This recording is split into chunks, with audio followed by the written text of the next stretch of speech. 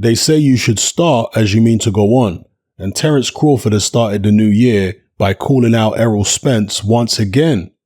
And any of you who have visited his Twitter page over the past few days probably would have seen this. As you can see here, lots of tweets going back and forth with Errol Spence, trying to get him in the ring. And of course, having to go back and forth with the PBC fanboys as well, who have been attacking Terence Crawford for wanting to unify. Absolutely bizarre behavior, but what else would you expect from the PBC cult members? But I'll come on to that a little bit later on. Terence Crawford is doing exactly what he's supposed to do and what he has to do, especially given the current circumstances, which are he's been frozen out by the PBC and everybody else pretty much who matters in the welterweight division is with the PBC.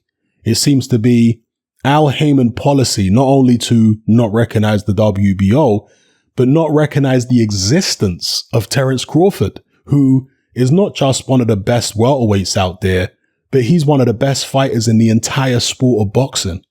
So Al Heyman, who's done many great things in boxing, in this particular instance is doing a great disservice to boxing fans by freezing this man out. Absolutely disgraceful behavior by Al Heyman and all of those who go along with his policy, which includes most of his fighters, especially in the welterweight division. So coming back to the PBC cult members, it's incredible. You've got one of the top fighters in the world, pound for pound, in Terence Crawford, who wants to unify, who wants to become undisputed at welterweight just as he was at junior welterweight, but yet and still legions of PBC fans are defending the fact that he's been frozen out and even laughing at the fact that he can't get the fights he wants. These people are not boxing fans. This is what I keep telling you guys. The PBC cult members are exactly that. They're cult members. They're not boxing fans. A real boxing fan just wants to see the best fight the best. He's not interested in only backing a particular promotional outfit and anybody outside of that promotional outfit gets attacked and never gets any credit. No. A real boxing fan's not interested in that. Yeah, certain promotional outfits, of course, they're going to be doing better things in boxing at any given time than other promotional outfits. But bottom line is, you want to see the best fighters fight the best fighters, and you recognize that some of the best fighters are not going to be with one particular promotional outfit. They're going to be spread around everywhere.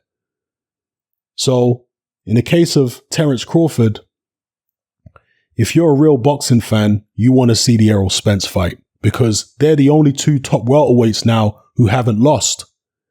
And Terence Crawford isn't only an undefeated fighter, but he's a former multi-division world champion. So yes, I want to see, as a real boxing fan, Terence Crawford versus Errol Spence. And the promotional situation and the network situation shouldn't get in the way of that. As Terence Crawford has pointed out, Deontay Wilder is fighting Tyson Fury again, and they're with different promotional outfits. They're with different broadcasters. So what's the issue? Yeah, in fact, they're with the very same promotional outfits and broadcasters that Crawford and Spence are with. Why is it being used as an excuse? Why does Terence Crawford, quote unquote, have to cross the street in order to get the fight? This is something Crawford's been pointing out himself over the past few weeks, and Andre Ward as well.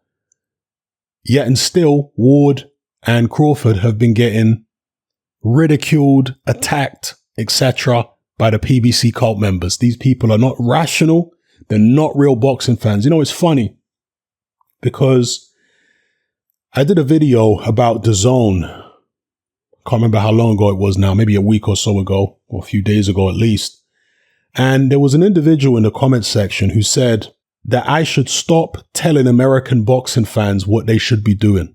What he didn't listen to properly in my video is I said, if you're a real boxing fan, you should be jumping at DAZN and getting it straight away. That's what you should be doing if you're a real boxing fan. This individual wasn't a real boxing fan, so I wasn't speaking to him. he was saying, why should I get DAZN? Most of the fighters, I can't even pronounce their names. See, that's not a real boxing fan, is it? Well, you can't pronounce the name Anthony Joshua. You can't pronounce the name Dimitri Bivol. You can't pronounce the name Canelo Alvarez. What are you talking about? If you find those names hard to pronounce, well, you're obviously not very intelligent. And for two, you're not a real boxing fan anyway, if that's going to stop you from wanting a particular product, right? So wasn't addressing people like that, people who are not real boxing fans. And as I say, most of Terence Crawford's haters, because that's what they are at this point, they're PBC cult members, PBC fanboys. They're not real boxing fans. Real boxing fans don't behave like that. Real boxing fans don't laugh and celebrate when a pound for pound fighter like Terence Crawford gets frozen out. That's not how real boxing fans behave. So look, Crawford's doing what he's supposed to do. He's calling Errol Spence out time and time again. He's trying to shame the PBC guys into fighting him. He's trying to get the public on his side so that the public start pressurizing Errol Spence. You know, and isn't it interesting the way that the PBC cult members are so hypocritical that on one hand, they will concoct this blatantly false narrative that Anthony Joshua has been ducking Deontay Wilder for the past 2 years, even though AJ and his team have made several offers to Deontay Wilder to fight. Career high payday offers. One offer was for what? 100 million plus? But yet they say that AJ's been ducking Wilder. How these people don't live in the real world. But yet and still, when Errol Spence isn't fighting Terence Crawford and Crawford's calling him out and actively pursuing the fight, they don't say anything about Errol Spence ducking Crawford. They just say, oh, Crawford's with the wrong promotional team. These people are so hypocritical. It's unreal. The promotional situation, the networks, they shouldn't get in the way given what we're seeing with Deontay Wilder fighting Tyson Fury. They shouldn't. They get in the way when somebody wants to make it a problem. Either the fighter wants to make it a problem because he doesn't want to fight, or in this case, his handlers, i.e. Al Heyman, being the handler of Errol Spence, he wants it to get in the way because he don't want to see Errol Spence in a ring with Crawford anytime soon. Clearly, he doesn't want to see any of his top welterweights in the ring with Crawford anytime soon, unfortunately. Now, of course, Errol Spence had the terrible car crash, and that's definitely going to have set him back a little way. And Terence Crawford acknowledges this. He says, when you get right, when you're healthy again, then we need to get in the ring. Yeah, told him to stop ducking and all this kind of business. And look, he was saying this stuff to Errol Spence even before the crash. So, can't no PBC fanboys start saying, oh, he's only saying this now because Errol is not back to 100%. I mean, Errol may never be back to 100%, truth be told. We have to wait and find out. I know that PBC and his trainer, they're all saying that it's going to be business as usual, but I saw the footage of that car crash. And if he emerges out of that unscathed, they need to rename him Iron Man.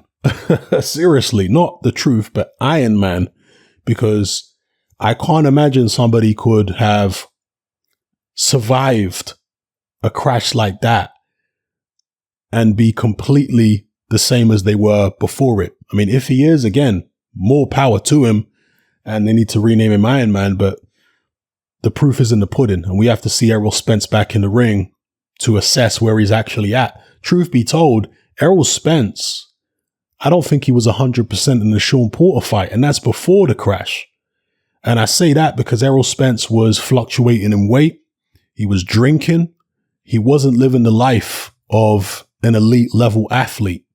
And that takes its toll on you. So when you add this traumatic crash on top of that, God knows what kind of Errol Spence we're going to get when he finally climbs back into the ring.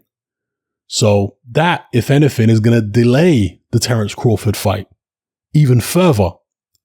So we don't just have Al Heyman trying to prevent the fight from happening, but we've also got Errol Spence's injuries, which are going to make it less realistic for it to happen anytime soon.